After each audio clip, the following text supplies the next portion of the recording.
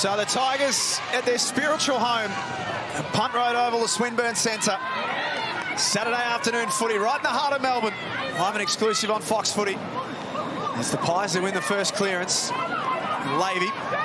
Little handball over the top to McKenzie. Back in board. Her week, in fact her season, Ellie McKenzie, has been something special. Pies have done a really good job, sorry, Cal, just being able to hold off Richmond's ability to score. Luke now into the ruck. Ramos. Dalloway. Quick fire handball. Comes to Egan. High ball. KB's on it. She charged out. It slipped through her hands in the end. Handball's backwards. It's going to come back inboard, and that's a beautiful pass. Just the composure here. Spots her up. McKenzie able to just drift inside 50. Sets it on its way for her first goal of the season. So good to have her back in the competition, Ellie McKenzie. Schleicher, can she set them alight? She gives the give and go, and now handballs over the top to Porter. Porter kept her feet. Bearing down was Lynch. Lynch is a super tackler. They just need to be a bit more composed, play a little bit slower. Brennan steps inside. Class from the Tigers captain, sends it into the pocket. Hosking thought she was interfered with. Bit going on off the ball too. There it is. She didn't enjoy the attention she received.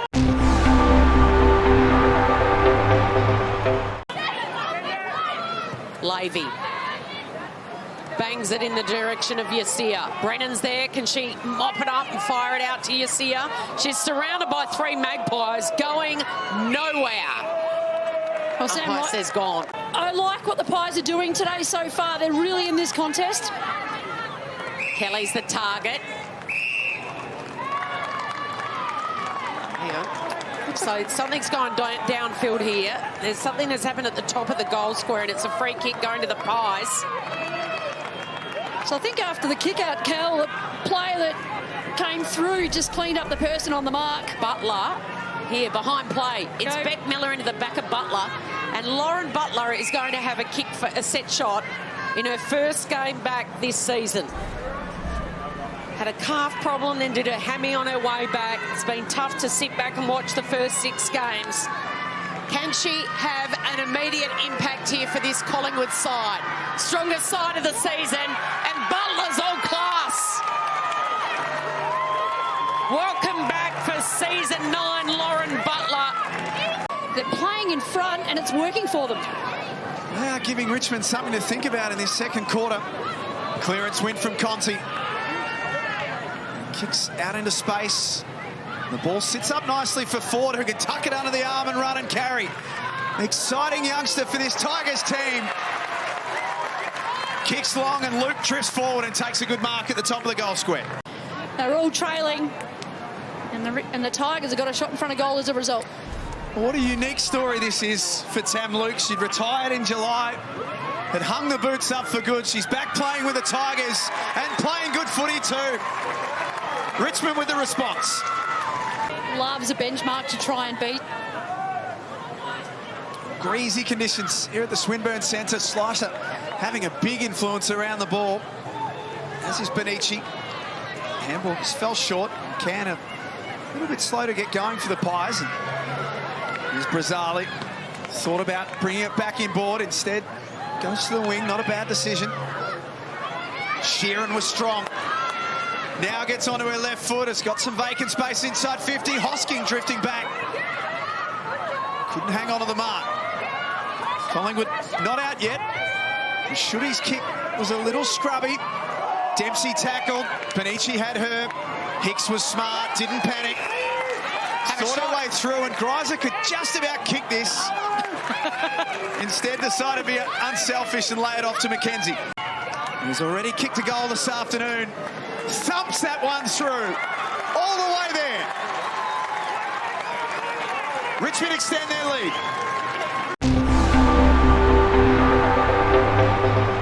Welcome to October in Melbourne, everyone. This game delayed due to lightning in the area. Yeah, it's been quite an outstanding day of football, Cal. You can see the umpires are just heading out now, so that is a great sign. It is a lead of 14 points to the Tigers. Good old Melbourne weather. Beautiful one day, unpredictable the next. And we are finally back underway in the second half. And we resume with Richmond leading by 14 points. Ali McKenzie wins that first clearance. Good tackle by Yassir.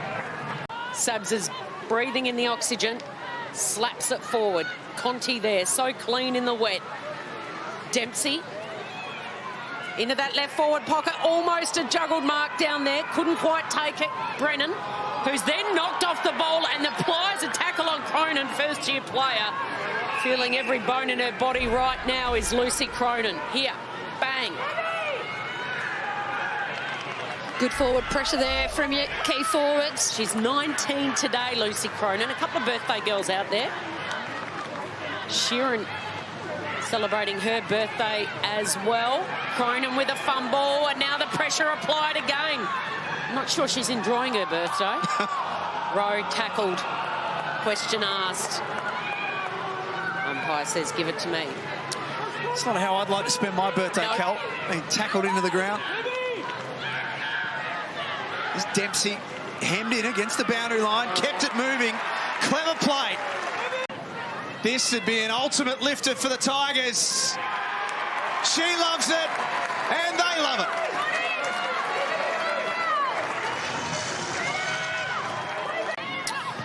So the only goal of the quarter coming to the Tigers. Conti, dangerous, but slipped over. Dalloway kicks from a standing start to a dangerous area. Sheeran read it best, roved it off the pack and walks it into goal. How's that for a birthday present? So it's a short turnaround. You'd hope for Collingwood, now that they've got Bree Davey back and Lauren Butler playing her first game today, you'd hope that they could bank a couple more wins before the end of the season, Shiloh, and just take something out of it. That's a tough tackle. A dangerous tackle. Conti bounces straight back up. Comes the way of Lynch and tackled. Barnett went high. Umpire says it's a free kick for Beth Lynch, and it's 50. That's just the second game of Georgia Clark, who ran on from the interchange bench, not realising. It was Bree Davey as well, ran straight through the middle there on the interchange. This is unfortunate. Just not aware of what was going on, straight through. Yeah, both of them did it, the captain and the newbie. Lucky it's not a double. So Lynch now. No goals this year, just 3 to her name for her 46 AFLW games. That one understandably slews off the side of the boot. Such a wet, heavy ball. What a great experience for Lucy Cronin playing on Katie Brennan at the moment. Here's this tackle. Now, was this dangerous? Yeah, it's interesting because Conti actually plays a role by trying to shrug her. She's, you know, Benici did the right thing, and then the way in which Conti engaged, she sort of held it off and she contributed to that as well. I don't think there's too much in that for mine. As Cal said, she would have played it far worse than this. Sarah Rowe at County Mayo back in the day. This is probably tropical for her. Benici eased off the ball by Conti. Still hunting at ground level. Now Frederick kicks it out of the air. Hicks is there waiting. Just she's been a good addition to the Tigers. She's a smart decision maker and a good ball user too. Yeah, beautiful. She's threaded the eye of the needle on a wet day and found Tamloop. She's kicked a goal this afternoon already. And the number 2 with a wet footy. She's loving being back. She's from out Hayway. I don't know if they ever see these kind of conditions out there, so I don't know how she learned how to kick like that. Oh, wobbly old kick. That one was in the wet, and Sheeran's going to go back. The birthday girl. See if she can make it 2 goals. Sheeran to make it a birthday double.